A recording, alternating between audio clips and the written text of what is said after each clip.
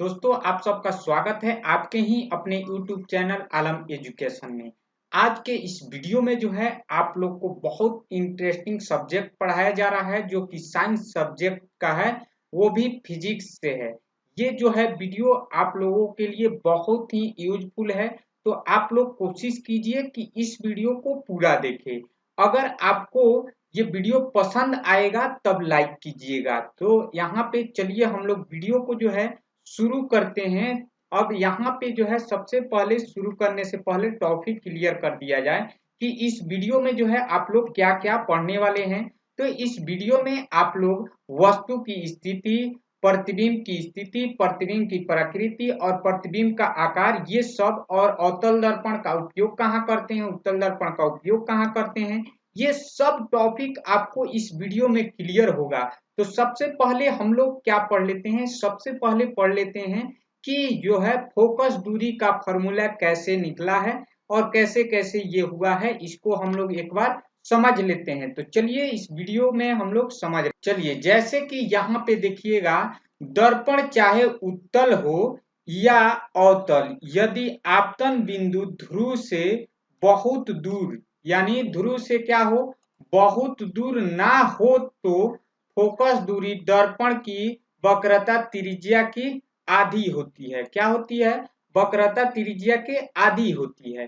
तो ये कैसे होती है, ये मैथमेटिकली हम लोग देखेंगे। जैसे कि यहाँ पे पी एफ, यहाँ पे हम लोग देखेंगे कि पी सी बराबर 2pf दिया है। तो ये आया कहाँ से है, तो पी एफ जो है पी से, यानी ये बिंदु आपका पी है, यहां से यहां तक एफ की दूरी है, यानी ये हो गया आपका पीएफ के बीच की दूरी है। तो इसे लिख सकते हैं हम लोग, जो यहाँ पे लिखे हैं पीएफ। और फिर दूसरा दूरी क्या है, यहाँ पे एफ सी, तो एफ से लेकर के और सी तक के दूरी, ये हो गया आपका यहाँ पे एफ सी। दोनों क्लियर हो गया। अब जो है कह रहा है कि पीसी क्या है, पीसी, तो पीसी क्या है, पीसी तो इस बिंदु से लेकर इस बिंदु तक है, यानी अकेले है। तो इन दोनों बिंदुओं के बराबर क्या है, ये पी एफ, यानी पी एफ बराबर पी एफ सी के बराबर कौन है, सी और पी, या पी सी बोल सकते हैं, जो कि यहाँ पे दिया है पी सी। अब तो इसी को हम लोग क्या लिखेंगे, किसी एक को लिख देंगे, पी एफ को लिखे या एफ सी को लिखे। तो पी एफ क्या हो गया, इन दोनों के दो से गुणा होगा ना, क्योंकि ये दोनों बराबर है तो दो लिख सकते हैं और किसी एक का दर्शा देंगे। तो इसीलिए यहाँ पे लिखा गया है 2pf। और फिर यहाँ पे देखिएगा वक्रता क्या पढ़े हैं, गोलीय दर्पण हम लोग पढ़े हैं ना। तो गोलीय दर्पण क्या होता है, त्रिज्या होता है यहाँ से यहाँ तक सेंटर, यानी वक्रता केंद्र तक, ध्रुव से लेके वक्रता केंद्र तक के दूरी को हम लोग क्या कहते हैं, हम लोग कहते हैं, क्या कहते हैं जी, कहते हैं आर, यानी आर से सूचित करते हैं, जो कि रेडियस होता है, यानी वक्रता त्रिज्या कहते हैं। तो वही हम लोग यहाँ पे क्या लिखे हैं, पीसी बराबर, यानी पीसी बराबर हम लोग क्या लिखे हैं, आर, क्योंकि यहाँ से यहाँ तक के दूरी क्या है, ये पी सी के दूरी क्या है, आर है, यानी त्रिज्या है। तो इसीलिए यहाँ पर पीसी बराबर आर लिखे हैं। और ये 2f इसलिए लिखे हैं कि यहाँ से P से लेके F तक की दूरी को हम लोग फोकस कहते हैं। तो इसीलिए F, फोकस को F से सूचित किया जाता है। तो यहाँ पे लिखे हैं हम क्या, F। तो ये हो गया PF बराबर F, ये वाला आ गया है नीचे। और R, अब इसी को हम लोग 2 को अगर इधर क्या है, यहाँ पे गुणा में है, तो ये गुणा में है, इधर आएगा तो क्या में होगा, भाग में हो जाएगा। तो यही दो आके यहाँ पे क्या हो गया है, भाग लग गया है। तो जब यहाँ पे r/2 हो गया तो f इधर बच गया। तो f बराबर वही चीज यहाँ पे लिखे हैं, f बराबर r/2, जो कि आपका फोकस का फॉर्मूला हो गया। तो ये हो गया आपका फोकस का फॉर्मूला, यानी फोकस भी आपका, यानी फोकल लेंथ भी आपका निकल चुका है, फोकस का फॉर्मूला निकल चुका है। नेक्स्ट हम लोग आगे के, अब यहाँ पे जो है हम लोग पढ़ने वाले हैं कि दर्पण, यानी गोलीय दर्पण द्वारा प्रतिबिंब का निर्माण। इसमें हम लोग अवतल दर्पण में पहले पढ़ेंगे कि अवतल दर्पण में जो है प्रतिबिंब कैसे बनता है, वस्तु कहाँ पे रहता है, तो उसका स्थिति कहाँ रहता है। जैसे कि यहाँ पे आप लोग देखेंगे कि ये वस्तु है, ए और बी यहाँ पे वस्तु है, तो ये क्या है, यहाँ पे वस्तु का प्रतिबिंब बन रहा है।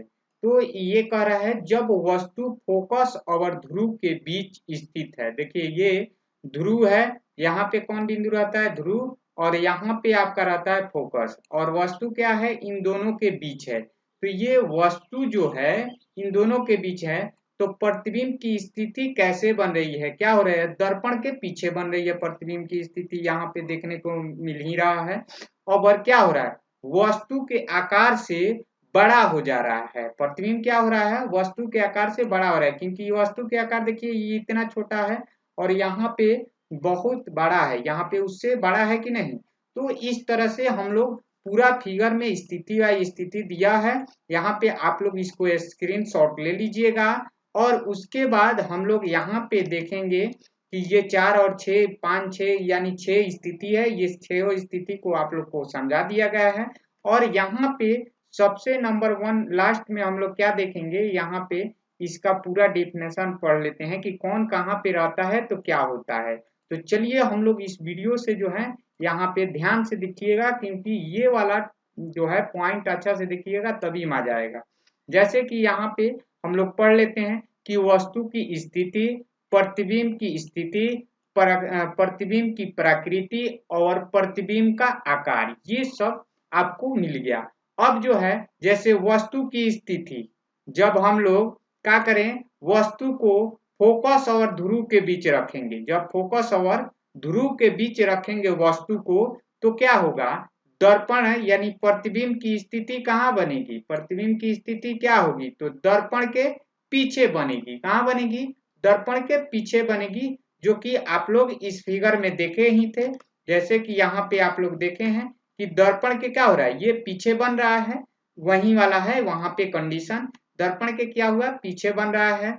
प्रतिबिंब की प्रकृति क्या होगी, सीधा क्या होगी, सीधा होगी, और सीधा के साथ साथ यानी सीधा होगी, और सीधा के बाद प्रकृति यानी प्रतिबिंब का आकार कैसा होगा, तो वस्तु से बड़ा होगा। क्या होगा, वस्तु से बड़ा होगा, जो कि यहाँ पे देखिए तो इस फिगर में आपको देखने को मिल रहा है, क्या हो रहा है कि ये वस्तु का आकार है, तो ये क्या है, ये छोटा है, क्या है, ये वाला छोटा है, जो कि यहाँ पे देखने को मिल रहा है छोटा है, और प्रतिबिंब का आकार बहुत यहाँ पे बड़ा है, ये वाला बड़ा है। तो इस तरह से यहाँ पे आपको समझ में आ ही गया होगा कि इसका स्थिति क्या है। इसी तरह से जो है आपका ये 6 स्थिति यहाँ पे दर्शाए हैं। जैसे कि यहाँ पे आपको देखने को मिलेगा, जब वस्तु क्या हो, जब वस्तु फोकस पर रहेगा, कहाँ पे, फोकस पर रहेगा, तो प्रतिबिंब की स्थिति कहाँ बनेगी, तो प्रतिबिंब की स्थिति अनंत पर होगी, और प्रतिबिंब का प्रकृति वास्तविक और उल्टा होगा, और प्रतिबिंब का आकार कैसा होगा, तो वस्तु से बहुत बड़ा होगा। क्या होगा, वस्तु से बहुत बड़ा होगा। ठीक है, इस तरह से आपको ये 2 नंबर भी क्लियर होगा। अब तीसरा नंबर, वस्तु की स्थिति जब फोकस एवं वक्रता केंद्र के बीच होगा, फोकस और वक्रता केंद्र के बीच होगा, तब क्या होगा, वक्रता यानी प्रतिबिंब की स्थिति वक्रता केंद्र और अनंत के बीच होगी, और प्रतिबिंब का प्रकृति कैसी होगी, वास्तविक और उल्टा होगा। फिर है वस्तु का जो है आकार क्या होगा, वस्तु से बड़ा होगा। ठीक है, इस तरह से आपको ये समझ में आ चुका है। अब जो है 3 नंबर पर हम लोग देखेंगे, 3 नंबर क्लियर हो गया, और चौथा नंबर पर देखेंगे, जब वस्तु वक्रता केंद्र पर रहेगा, कहाँ पे, वक्रता केंद्र पर रहेगा, तो क्या होगा, तो वक्रता केंद्र पर रहेगा तो प्रतिबिंब की स्थिति वक्रता केंद्र पर ही रहेगा। ठीक है, और प्रकृति क्या होगी, वास्तविक और उल्टा होगी, और वस्तु के बराबर होगी। ठीक है, अब जो है 5 नंबर हम लोग यहाँ पे देखेंगे, कहता है जब वस्तु की स्थिति वक्रता के केंद्र और अंत के बीच होगी, तब क्या होगा, तो वक्रता केंद्र और फोकस के बीच क्या होगी, प्रतिबिंब की स्थिति होगी, और वास्तविक और उल्टा प्रकृति होगी, और आकार जो है वस्तु से छोटा हो जाएगा। यहाँ पे वस्तु का आकार क्या होगा, छोटा हो जाएगा। अब लास्ट है हम लोग का कि अगर वस्तु को अनंत पर रहा है, क्या है, अनंत पर है, तो फोकस दूरी भी अनंत पर होगा, यानी स्थिति उसका कहाँ होगा, फोकस पर होगा। स्थिति कहाँ पर होगा, फोकस पर होगा। और उसका प्रतिबिंब का प्रकृति के यहाँ कैसा होगा, वास्तविक और उल्टा होगा।